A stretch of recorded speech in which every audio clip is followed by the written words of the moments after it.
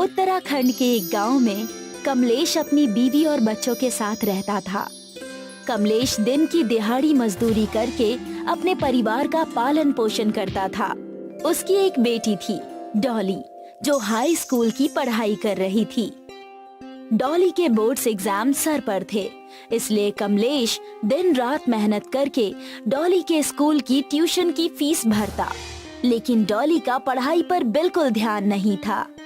दिन भर डॉली मोबाइल पर गेम्स खेलती या तो अपने दोस्तों से ऑनलाइन बातें करती। पूरा दिन उसका मोबाइल पर ही निकल जाता था, मानो किताब को हाथ लगाए महीनों बीत चुके थे। दिन भर मोबाइल में रहती हो, कभी तो पढ़ लिया करो।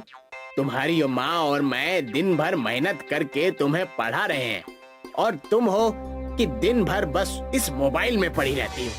रिजल्ट अगर बेकार आया तो तुम्हारी और तुम्हारे इस मोबाइल की खैर नहीं। ओफो, पापा क्या आप भी सुबह सुबह शुरू हो जाते हैं? आज आपको काम के लिए लेट नहीं हो रहा क्या? डॉली और कमलेश की अनबन शुरू हो गई थी और तभी उनके घर उनका लैंडलॉर्ड यानी मकान का मालिक आ जाता है। अरे भाई, कैसे हो कमलेश? तुमने पिछले 3 महीने का भाड़ा नहीं भरा है। कब तक देने का विचार है भाई? इस महीने के आखिर तक 3 महीने का भाड़ा और 15,000 डिपॉजिट लाके दे दो, वरना घर खाली कर देना, मैं बता रहा हूँ। जी हुजूर, मैं इतने पैसे कहाँ से लाऊंगा? मैं आपको 3 महीने का भाड़ा जरूर दे दूंगा, लेकिन 15,000 डिपॉजिट कहाँ से भरूंगा? ये सब मुझे नहीं पता। तुमसे अच्छा किराएदार मिल गया जो भाड़ा और डिपॉजिट दोनों ज्यादा देगा। इतना कहकर मकान मालिक वहाँ से चला गया। कमलेश और उसका परिवार निराश होकर सोचने लगे, अब क्या करेंगे हम डॉली के पापा? हमारे पास तो कोई और रास्ता भी नहीं है, ना ही कोई रिश्तेदार जिससे हम मदद ले सके। अरे मुझे कुछ समझ नहीं आ रहा भाग्यवान, अंधेरा नजर आ रहा है। इतना कहकर कमलेश मजदूरी करने चला जाता है। कमलेश जब दिहाड़ी करने अपने स्थान पर पहुंचता है, तब वो देखता है कि अन्य मजदूर अपना अपना सामान बांधकर वहां से जा रहे हैं। अरे पता नहीं आज सुबह सुबह किसका मुंह देखा था, किस्मत बहुत खराब चल रही है। अरे क्या हुआ भैया, सारे मजदूर कहाँ जा रहे हैं? अरे कहाँ जाएंगे? अपने अपने घर जा रहे हैं। और कहाँ? ठेकेदार ने सबको नौकरी से निकाल दिया है। उस आदमी की बात सुनकर कमलेश भागता हुआ ठेकेदार के पास पहुंच जाता है। अरे ठेकेदार साहब, हम सारे मजदूर कहाँ जाएंगे? हमारे घर में बच्चे और परिवार हैं। अरे तो मैं क्या करूं? मैंने क्या जानबूझ के काम बंद किया है? जिनकी जमीन है उनका अच्छा व्यापार न होने के कारण सबको काम से निकाल दिया गया है। ठेकेदार साहब, आपके पास कोई दूसरा काम है? कृपा करके बताइए, वरना मेरा परिवार रोड पर आ जाएगा। अरे यहाँ तो कुछ नहीं है, तुम्हें जाकर बाहर ही कुछ ढूंढना पड़ेगा। मुझे माफ करना। कमलेश ठेकेदार की बातों को सुनकर वहां से चला जाता है और वो रास्ते में एक मंदिर पर बैठकर सोचने लगता है, हे भगवान, अपनी बच्ची और अपने परिवार को मैं कैसे संभालूंगा? मुझे आपकी मदद चाहिए। कुछ तो रास्ता दिखाइए भगवान, मार्गदर्शन कीजिए। उसी समय एक आदमी मंदिर की तरफ परेशान भागता हुआ आता है और आकर मंदिर के पीछे छिप जाता है। उस आदमी के पीछे कई लोग पड़े हुए थे। अरे कहाँ छुप गया? बाहर आ, तेरी खैर नहीं आज तो। चलो उसे दूसरी तरफ जाकर देखते हैं। मंदिर के आगे भागते हुए मैंने देखा है। कमलेश ने उस आदमी को छुपते हुए देख उससे बात करने का फैसला किया। क्या हुआ भाई, क्या चोरी करके भागे हो जो लोग तुम्हारे पीछे आ रहे हैं? मैं कोई चोर नहीं हूँ। मेरी एक प्लास्टिक बनाने की फैक्ट्री है, सरकार ने उस पर रोक लगा दी है। इसी वजह से लोग मुझे मारने के लिए पीछे पड़े हैं। उनका कहना है कि हमने प्लास्टिक का इस्तेमाल कर वातावरण को दूषित किया है। वातावरण को तो तुमने दूषित किया ही है। जाओ, इसमें मैं भी तुम्हारी कोई मदद नहीं कर सकता। इतना कहकर कमलेश वहां से जाने ही लगता है। तब कैलाश ने उसे आवाज लगाकर कहा, सुनो भाई, 1 मिनट रुको। क्या तुम मुझे कुछ दिनों के लिए अपने घर पर छुपा सकते हो? जैसे ही माहौल शांत हो जाएगा, मैं वापस अपने घर और दूसरा कारोबार शुरू कर दूंगा। अरे भाई, यहाँ मेरे ही परिवार के लिए घर का ठिकाना नहीं है। तुम ऊपर से अलग मेरी किस्मत में आ टपके हो। कमलेश वहाँ से चला जाता है और अपने घर जाकर पूरी बातें मधु और डॉली को बताता है। अब हम क्या करेंगे? डॉली के बोर्ड्स एग्जाम सर पर हैं। कहीं हमारे घर की तकलीफ की वजह से हमारी बच्ची फेल ना हो जाए। डॉली उस समय अपने मोबाइल पर गेम खेल रही थी और सारी बातें सुनने के बाद डॉली ने कहा, पापा क्यों ना हम प्लास्टिक का घर बनाकर वहाँ रह ले? प्लास्टिक का घर कैसे? प्लास्टिक से तो हमारा वातावरण अच्छा नहीं रहता। आज ही मेरी एक आदमी से मुलाकात हुई जिसके पीछे लोग पड़े थे। प्लास्टिक की फैक्ट्री थी उनकी। क्या आप उस आदमी को जानते हैं? क्यों ना उनके फैक्ट्री से कुछ प्लास्टिक की बॉटल्स लेकर हम अपना खुद का एक घर बना ले। मैंने भी सुना है प्लास्टिक कभी नहीं सड़ता और इससे हमारे घर की तकलीफ दूर हो जाएगी और उस आदमी का कारोबार भी चलने लगेगा। अरे तुम सबकी अकल ठिकाने पर तो है? कुछ भी बोले जा रहे हो। प्लास्टिक का घर कैसे बन सकता है? घर वालों की बातें सुनकर कमलेश रात भर प्लास्टिक के घर के बारे में सोचता रहा और सुबह उठते ही वो कुछ चिप्स और बिस्किट के पैकेट्स लेकर मंदिर की ओर चला गया। कैलाश भाई, आप हो या चले गए? मैं आपके लिए कुछ वेफर्स और बिस्किट्स लेकर आया हूँ। मंदिर जाने के बाद उसने देखा कैलाश वहीं मंदिर के बगीचे की सीट पर सोया हुआ था। क्या हो गया भाई, तुम अब आ रहे हो? जब मेरी पूरी रात मच्छरों ने उल्टी सीधी कर दी तब कहाँ थे? अरे ये सब बातें छोड़िए, मेरे पास एक ऐसी तरकीब है जिससे हम दोनों के काम हो जाएंगे। क्या है, जरा मुझे भी तो बताओ। कमलेश कैलाश से सारी बातें बताता है। हमें आपकी फैक्ट्री की प्लास्टिक बोतल की जरूरत पड़ेगी। उसके अंदर मिट्टी भर के हम कई घर बना सकते हैं। इससे आपका कारोबार फिर से तेजी पकड़ लेगा और हम जैसे गरीबों की भी मदद होगी। हाँ, सोच तो तुम्हारी बहुत अच्छी है, लेकिन तुम्हें क्या लगता है कि ये काम हम दोनों कर पाएंगे? हमें और भी तो लोगों की मदद लगेगी। उसकी आप चिंता मत करिए। मेरे साथ ही कई मजदूर हैं जिन्हें काम की जरूरत है। उन्हें आप दिन की दिहाड़ी देंगे तभी वो काम करना शुरू कर देंगे। कमलेश जाकर सारे साथी मजदूरों को ये बात बताता है और सारे ही मजदूर अपना अपना प्लास्टिक का घर बनाने के लिए तैयार हो जाते हैं। चलो भाइयों, इतिहास में हम अब कुछ अलग और अपना करने जा रहे हैं। हमें लगन के साथ काम करना होगा, तब हम सक्रिय होंगे। अरे लेकिन हम अपना घर बनवाएंगे कहाँ? अरे तुम सब इसकी चिंता मत करो, मेरी फैक्ट्री के पास ही बहुत बड़ी बंजर जमीन है। तुम सब अपना अपना घर वहाँ बना सकते हो। सारे मजदूरों ने प्लास्टिक के अंदर मिट्टी भर के बॉटल्स के ऊपर बॉटल रखना शुरू कर दिया और उनका घर बनने का काम शुरू हो गया। कुछ वक्त बीत गया और अब मजदूरों का घर बनकर तैयार हो गया था। लेकिन उसी समय एक बहुत बड़ी बाढ़ आ गई। अरे बहुत जोर से बारिश हो रही है, लगता है हमारा प्लास्टिक का घर डूब जाएगा। डॉली बेटा, जरा संभल के। पूरे गांव में पानी भर गया है, कहीं हमारे घर के अंदर भी ना आ जाए। प्लास्टिक के मजबूत होने की वजह से पानी घर में नहीं आ सका। कुछ देर बाद बारिश रुक जाती है। हमारा घर बच गया, हुर्रे! सारे मजदूर और उनका परिवार मिलकर जश्न मनाने लगते हैं। तभी डॉली वहाँ पर आकर कहती है, पापा ये देखिए, मेरा आज का रिजल्ट आ गया और मैं फर्स्ट आई हूँ, पता है? कमलेश और उसका परिवार ये सुनकर बहुत खुश हो जाते हैं और जश्न मनाने लगते हैं। एक प्रसिद्ध शहर के इलाके में बहुत सारे रिक्शा वाले पवन के लिए काम करते हैं। पवन के पास बहुत सारे रिक्शा हैं। उसने बहुत सारे ड्राइवरों को काम पर रखा है। ये लोग दिन भर रिक्शा चलाते हैं और शाम को सारे पैसे पवन सेठ को दे देते हैं। आज के कितने पैसे हुए? मालिक, आज 1000 रुपए हुए हैं। सुबह से रिक्शा चला रहे हो और सिर्फ 1000 रुपए लेकर लौटे हो। कम से कम 2000 तो लेकर आते। अगर यही हाल रहा तो मैं तुम्हारी तनख्वाह भी आधी ही दूंगा। साहब, मैंने तो दिन भर जी तोड़ मेहनत की थी, पर इतने ही पैसे जुटा पाया। आजकल एसी बस शुरू हो गई है, इसलिए अब ज्यादातर लोग एसी के बस से ही सफर कर रहे हैं। बहाने मत बनाओ, मुझे तो लगता है कि तुम कुछ पैसे अपनी जेब में डाल लेते हो और मुझसे झूठ कहते हो कि इतनी ही कमाई हुई है। नहीं साहब, मैं ऐसा कभी नहीं करता। मैं एक ईमानदार आदमी हूँ। मैंने कभी भी आपके साथ बेईमानी नहीं की है। मैं अच्छे से जानता हूँ तुम जैसे ईमानदार लोगों को। तुम लोग पैसों के लिए किसी भी हद तक जा सकते हो। सच कह रहा हूँ साहब, एसी बस के आ जाने से बहुत सारे लोग उसी से सफर कर रहे हैं।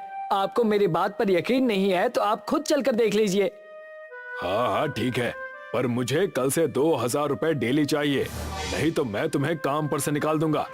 ठीक है मालिक, मैं कोशिश करूंगा। कोशिश नहीं, मुझे पैसे चाहिए। अब खड़े खड़े मेरा मुंह क्या देख रहे हो, जाओ यहाँ से। अपने मालिक से बेवजह डांट सुनने के बाद रिक्शा वाला वहाँ से चला जाता है। इस तरह से पवन सेठ सभी रिक्शा वालों को भला बुरा सुनाता है। सभी रिक्शा वाले चुपचाप वहाँ से चले जाते हैं। पता नहीं मालिक हमें इतना क्यों डांटते हैं। हम लोग तो दिन भर मेहनत करते हैं, अब ज्यादा पैसे नहीं कमा पाते तो इसमें हमारा क्या दोष है।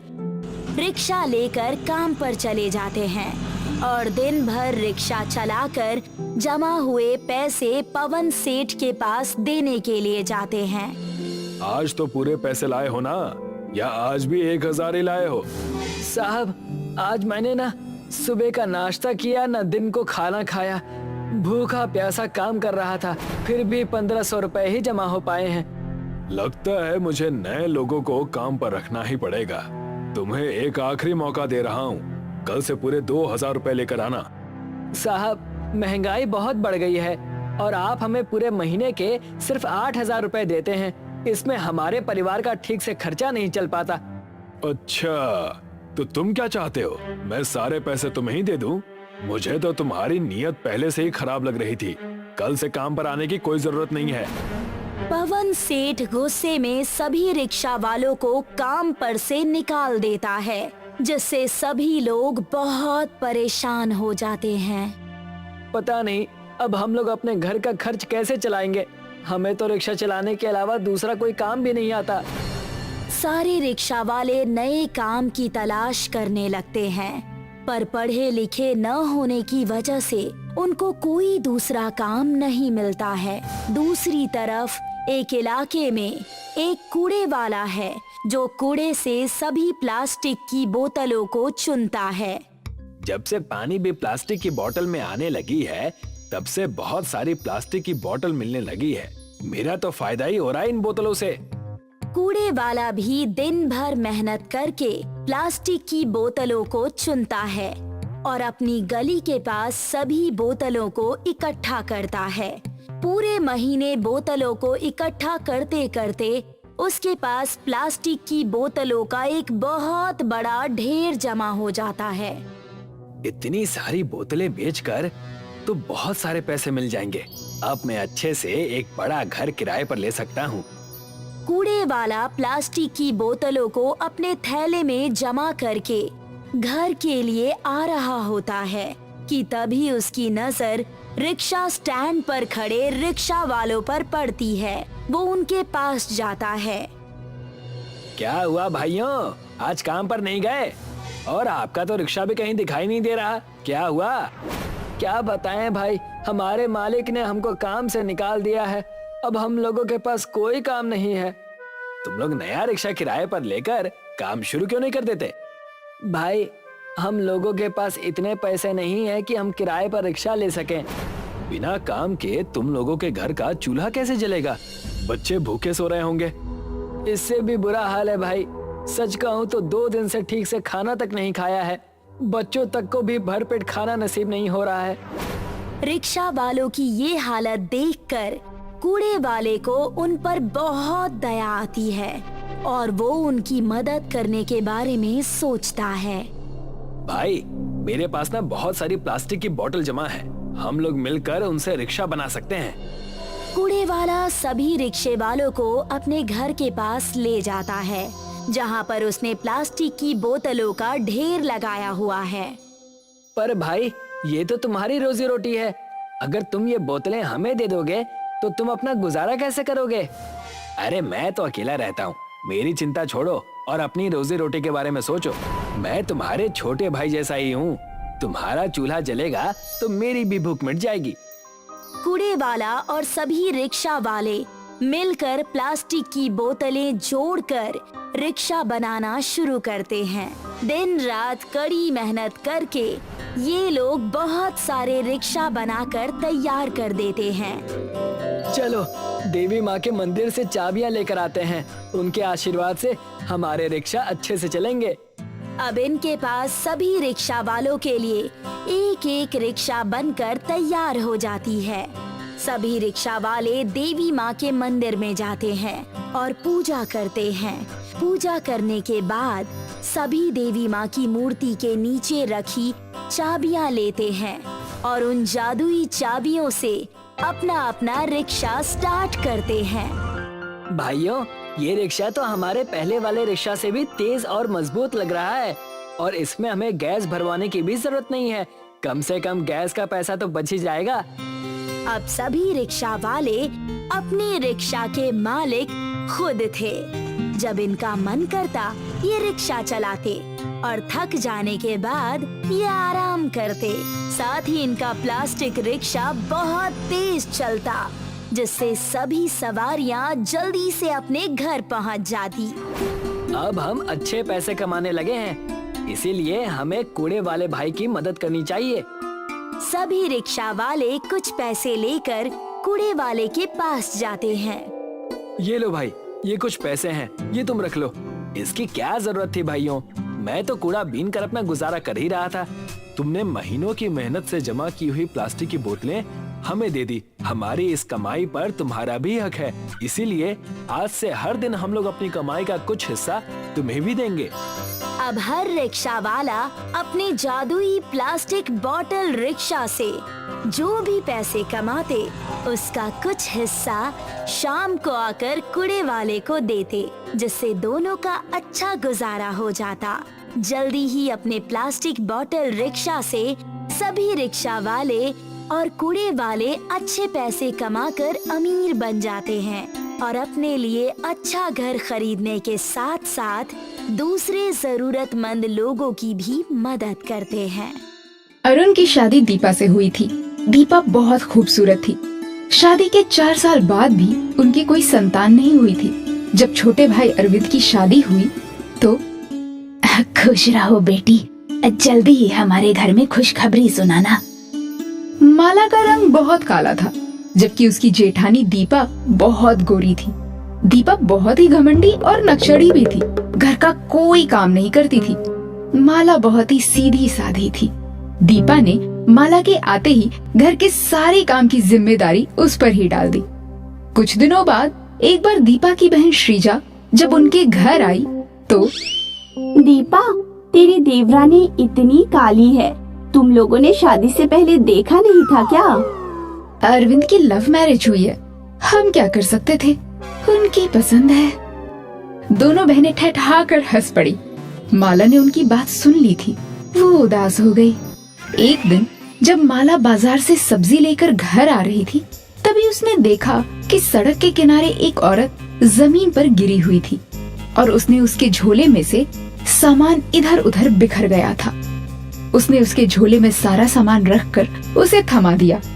उसको उठाकर पानी पिलाया। उसके घुटनों पर चोट लग गई थी। उसने तुरंत अपने रुमाल से उसके घाव साफ कर दिए और अपने दुपट्टे का एक टुकड़ा फाड़कर उस पर बांध दिया। आपको कहाँ जाना है? मैं रास्ता भूल गई हूँ। क्या तुम्हें पता है कि रामफल चौक कहाँ है? चलिए मैं आपको वहाँ छोड़ देती हूँ, मैं भी उधर ही जा रही हूँ। माला ने एक रिक्शा रोका और उसको सहारा देकर बिठा दिया। जब रिक्शा रामफल चौक पहुँचा तो वो औरत उतर गई और उसने माला को अपने झोले में से एक पैकेट निकाल कर दिया। बेटी, ये एक जादुई क्रीम है, तुम्हारे बहुत काम आएगी। धन्यवाद काकी। माला ने क्रीम ले ली और वो औरत वहाँ से चली गई। माला ने घर आकर वो क्रीम खोलकर अपने चेहरे पर लगा लिया। जब दूसरे दिन वो सुबह उठी तो उसने अपना चेहरा आईने में देखा और वो हैरान रह गई। ये देखिए, मैं तो दीपा भाभी की तरह गोरी हो गई हूँ। अरविंद ने देखा तो वो उसे आश्चर्यचकित होकर देखता ही रह गया। ये कैसे हुआ? तब उसने अरविंद को सारी बात बताई। माला रोज रात को वो क्रीम लगाकर सोती। उसकी शादी को लगभग 1 साल हो गए थे। उसकी तो दुनिया ही बदल गई। वो माँ बनने वाली थी। जब घर में सबको इस बात का पता चला तो सब बहुत खुश हुए। दीपा तो जल भुनकर राख हो गई थी। एक बार उसकी जेठानी की बहन श्रेजा फिर आई। उसको देखते ही, दीपा, ये प्लास्टिक सर्जरी करा के आई है क्या? अरे नहीं, पता नहीं कैसे ये इतनी गोरी हो गई और अब तो माँ बनने वाली है। घर में उसकी इज्जत बढ़ गई है, जैसे मैं तो कुछ हूँ ही नहीं। माला का खोया हुआ आत्मविश्वास लौट आया था। दीपा को इस बात पर बहुत गुस्सा आता था। उसने एक दिन माला को क्रीम लगाते हुए देख लिया। एक दिन जब माला किसी काम से बाहर गई थी, दीपा सीधा उसके कमरे में गई और उसका क्रीम का डब्बा उठाकर अपने कमरे में लेकर आ गई। उसने उसकी जगह बिल्कुल वैसा ही डब्बा उसके टेबल पर रख दिया। दीपा जब सोने गई तो रात में क्रीम अपने चेहरे पर लगा लिया। सुबह उठी तो उसके पूरे चेहरे पर लाल लाल दाने निकल गए थे। वो रोती हुई सास के पास आई। ये क्या हुआ? दीपा ने उनको सारी बात बताई। दीपा, जलन की भी कोई सीमा होती है। माला बेचारी पहली बार थोड़ी सी खुश हुई थी, पर तुमसे तो उसकी खुशी देखी ही नहीं गई। माँ जी, जब से उसने ये क्रीम लगानी शुरू की है, हर जगह उसी को सब पूछते हैं। मैं तो किसी को दिखाई भी नहीं पड़ती। रंग तो मेरा भी गोरा ही था ना। माला पीछे खड़ी सब सुन रही थी। जब से मैं इस घर में आई हूँ, तब से अपने काले होने का दंश झेल रही हूँ। आप मेरी जेठानी हैं, बजाय इसके कि आप मेरा पक्ष लेती, अपनी बहन के साथ मिलकर मेरा मजाक उड़ाती हैं। मेरे काले रंग का मजाक उड़ाते हुए कहती हैं, काले को काला ही कहेंगे, इसमें बिसुरने की क्या बात है। बहरहाल जादुई क्रीम उसी के लिए है जिसको मिली है। मेरी क्रीम मुझे वापस कर दीजिए। दीपा ने उसकी क्रीम चुपचाप उसे वापस दे दी। दीपा ने अपना क्रीम वाला डब्बा रख लिया और उसका रखा हुआ डब्बा उसे वापस कर दिया। दीपा दिन रात अपने कमरे में ही पड़ी रहती। डॉक्टर को भी दिखाया, पर उसके चेहरे का रंग काला पड़ता जा रहा था। कई महीने बीत गए। एक दिन दीपा रोती हुई माला के पास आई। माला, मुझे माफ कर दो, मैं पश्चाताप की आग में जल रही हूँ। अब मुझे समझ में आ गया है कि तुम्हारे दिल पर क्या गुजरती रही होगी जब सब तुम्हारा मजाक उड़ाते रहे होंगे। उसका ये हाल देखकर माला बहुत दुखी हुई, लेकिन वो कर भी क्या सकती थी सिवाय सांत्वना देने के। दीपा बिल्कुल बदल गई थी। उसके साथ मिलकर घर का सारा काम भी करती और उसका ध्यान भी रखती। एक दिन जब माला सब्जी लेकर घर लौट रही थी तो अचानक वही औरत उसे फिर से दिखाई पड़ी। वो झट से उसके पास पहुंच गई और उसने उसके पैर छूकर कहा, आपका बहुत बहुत धन्यवाद, आपने मेरा पूरा जीवन बदल दिया। चलिए आज आप मेरे घर चलिए, मैं आपको अपने हाथों से बना खाना खिलाना चाहती हूँ। तुम बहुत अच्छी हो माला, इसीलिए जादुई क्रीम ने तुम्हारी मदद की। आप मेरी जेठानी दीपा को पहले जैसा कर दीजिए। उसको अपने किए की बहुत बड़ी सजा मिल चुकी है। वो बहुत पछता रही है और हो सके तो उन्हें भी एक संतान दे दीजिए। तब उसने अपने झोले से निकालकर एक क्रीम का डब्बा दिया। उससे कह देना, अगर वो अपनी बुरी आदतें नहीं छोड़ेगी तो इस क्रीम का कोई फायदा नहीं होगा। हाँ, तुम 5 गरीब औरतों को खाना खिला देना, समझ लेना मैंने खा लिया। ये कहकर वो तुरंत वहाँ से अंतर्ध्यान हो गई। जब माला घर आई तो उसने दीपा को वो क्रीम देते हुए कहा, भाभी, आपको अपने आप को बदलना होगा, तभी ये क्रीम अपना जादू दिखा पाएगी। आपका चेहरा पहले जैसा हो जाएगा और आपको संतान सुख भी प्राप्त होगा। माला, मैं अपने आप को पूरी तरह से बदल लूंगी। बस एक बार मेरा चेहरा पहले जैसा हो जाए और मेरी गोद भर जाए। कुछ ही दिनों बाद दोनों देवरानी जेठानी ने प्यारे प्यारे बच्चों को जन्म दिया। अब दोनों बहुएं प्रेम से रहने लगी। एक दिन, छोटी बहू, तुम्हारी क्रीम तो वाकई जादुई है। अच्छे लोगों के साथ हमेशा अच्छा ही होता है। दोनों बहुएं मुस्कुराकर अपने बच्चों को प्यार से दादी की गोद में डालकर अपने काम में व्यस्त हो गईं। बाबूजी के जाने के बाद अचानक भाई और भाभी बहुत अमीर हो गए थे। इसलिए बाबूजी के जाने के बाद सिर्फ माँ का स्नेह ही नीरू को वहां जाने के लिए मजबूर करता था। उसके पहुंच जाने पर भाभी का मुंह बन जाता था। एक बार जब वो वहां गई तो माँ के कमरे में ताला लगा देखकर, भाभी, माँ कहाँ है? अभी खोजती हूँ। कई बार घर से निकल जाती है, फिर ढूंढते फिरो। बेटी, कम से कम 2-3 महीने में एक चक्कर लगा जाया करो। एक ही शहर में रहते हुए भी महीनों बाद आती हो। माँ, मैं नहीं चाहती कि तुम्हारी बहू मेरे जाने के बाद तुम पर अपना गुस्सा उतारे। तुम आ जाती हो तो बड़ी तसल्ली मिल जाती है। तुम्हारे बाबूजी थे तो इस घर में सबका आना जाना लगा रहता था। अब तो कोई झांकने भी नहीं आता। नीरू ने अपने बैग से चुपके से अचार की शीशी निकाली और माँ को पकड़ा दी। जैसे ही माँ की नजर अचार पर पड़ी, उनकी आंखों में चमक आ गई थी और उनकी आंखों से आंसू गिरने लगे। माँ की आंखों से गिरे हुए आंसू उसने अपने आंचल से पोंछ दिए। थोड़ी ही देर में उसने देखा कि वो आंसू हीरे में बदल गए। माँ, ये क्या है? ये तो हीरे हैं। क्या सच कह रही है तू? मुझे तो आंखों से कम दिखता है। माँ, तुम्हारी चादर कौन बदलता है? वो तो बहू ही करती है। मेरे कमरे में किसी को भी आने नहीं दिया जाता। बाहर से ताला लगा रहता है। माँ, ये ताला कब से लगता है? जब से आंखों से दिखाई नहीं पड़ता। माँ, इस बार तुम मेरे साथ चलो। भाई से पूछ लेना, ये लोग कहीं नहीं जाने देंगे। आहट सुनकर बाहर गई तो देखा नीलम भाभी हाथ में चाय लेकर खड़ी थी। मुझे तो लगता है ये अम्मा को अपने साथ ले जाने आई है। अगर अम्मा चली गई तो उनकी आंखों से गिरने वाले आंसुओं का राज सबको पता चल जाएगा। दूसरे दिन सुबह माँ का नाश्ता उनके कमरे में ही पहुँच गया। माँ, तुम भी चलो, हमारे साथ ही नाश्ता करना। उसने उनकी प्लेट लाकर टेबल पर रख दी। नहीं बेटा, मैं वहाँ नहीं खाती। यहीं जमीन पर ही दे दो मेरा नाश्ता। गिर जाएगा तो टेबल गंदा हो जाएगा। इतने नौकर चाकर हैं घर में, तुम सिर्फ इसलिए नीचे खाती हो कि टेबल गंदा हो जाएगा। चलो, मैं भी जमीन पर ही खाऊंगी। उसने अपनी माँ के साथ ही अपनी प्लेट भी रख दी। भाई तैयार होकर आया तो उसने कहा, नीरू, तुम जमीन पर क्यों बैठ गई? ऐसे ही माँ के पास बैठ गई। तुम लोग खाओ। भाई, मैं कुछ महीनों के लिए माँ को अपने साथ ले जाना चाहती हूँ। मेरे बच्चे भी नानी के हाथ का अचार बढ़िया और लड्डू खा लेंगे। माँ के हाथ का अचार कितना मशहूर था। अड़ोस पड़ोस वाले भी माँ से ही अचार डलवाते थे। कुछ दिनों के लिए ही क्यों, हमेशा के लिए ले जाओ। तुम्हारी भी तो माँ है। कैसी बातें करते हैं? अम्मा अब कहीं नहीं जाएंगी। जिसको मिलना है वो यहीं आकर मिल लेगा। ठीक है, फिर मैं ही रुक जाती हूँ। उसकी समझ में आ गया था कि अगर माँ दूसरी जगह चली गई तो इन्हें हीरे कैसे मिलेंगे। माँ के साथ उनके कमरे में आकर रोते हुए, माँ तुम कुछ बोलती क्यों नहीं?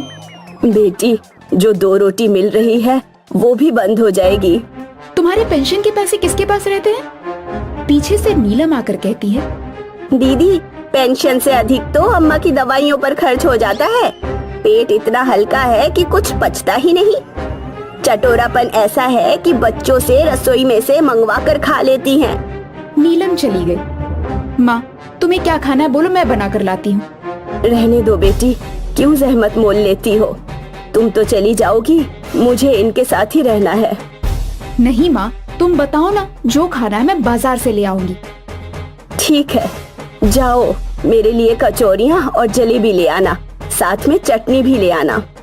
नीरू बाहर गई, गाड़ी में बैठकर बाजार गई और माँ के लिए कचौड़ियाँ और जलेबी अपनी पर्स में छुपा कर ले आई। माँ को अपने हाथों से खिलाती जा रही थी और आंखों से आंसू बहते जा रहे थे। माँ के चेहरे की तृप्ति देखकर उसके दिल को ठंडक मिल गई। नीरू बेटी, बीच बीच में आ जाया करो। सच कहूँ तो अब जीने की इच्छा भी नहीं बची है। नीरू ने माँ का बिस्तर झाड़ कर साफ कर दिया। माँ के सिर में तेल लगाकर कंघी कर दी। फिर बहुत देर तक बातें करती रही।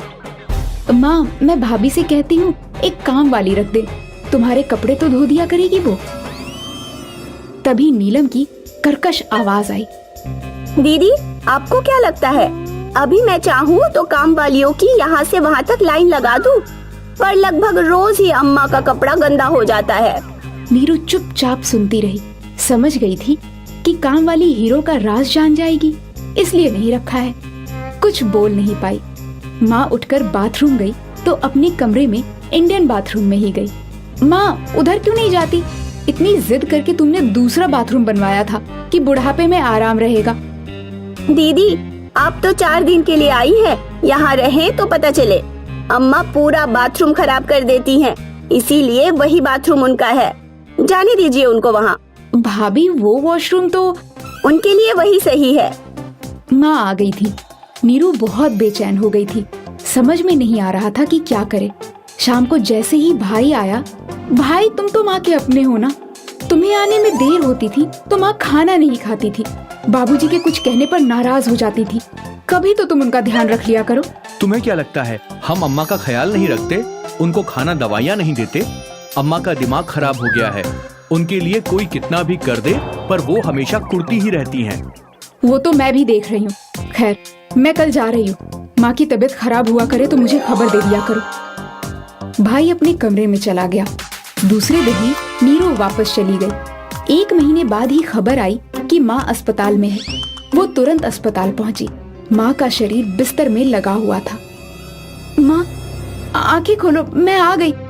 देखो तुम्हारी बेटी आ गई। नीरू माँ उठो ना। एक बार उन्होंने पलकें झपकाई, फिर आंखें खोल दी। आंखों से आंसू बहने लगे थे। नीरू ने आंसू पोंछ दिए, हीरे उठाकर रख लिए। माँ क्या तकलीफ है? माँ ने पेट सहलाते हुए बताया, भूख लगी है, कुछ खिला दो। उसने जैसे ही माँ के मुंह में अपने साथ लाई रोटी का पहला निवाला डाला, माँ की आंखें धीरे धीरे बंद हो गई। थोड़ी ही देर में वो चीर निंद्रा में लीन हो गई थी। डॉक्टर, नर्स, देखिए ना, माँ कुछ बोल नहीं रही है। डॉक्टर ने आकर देखा और चेहरा ढक दिया। नीरू चुपचाप आंसू बहाती रही। उस दिन उनकी 13वीं थी। घर में चारों तरफ व्यंजनों की खुशबू फैली थी। उसकी आंखों से लगातार आंसू गिर रहे थे। ये सारे व्यंजन दूसरे लोग खाकर चले जाएंगे, पर मेरी माँ तो भूखी ही चली गई। उनकी आंखों से गिरे हीरे की कमाई पर ये ठाट बाट है। वो बेचारी खाने को तरस गई थी। उसने एक टुकड़ा उठाकर मुंह में डाला और उठकर अपने घर चली गई, अब कभी नहीं आने के लिए। माँ की छाया ही नहीं रही, जिसकी छांव में उसने कितने साल गुजार दिए थे।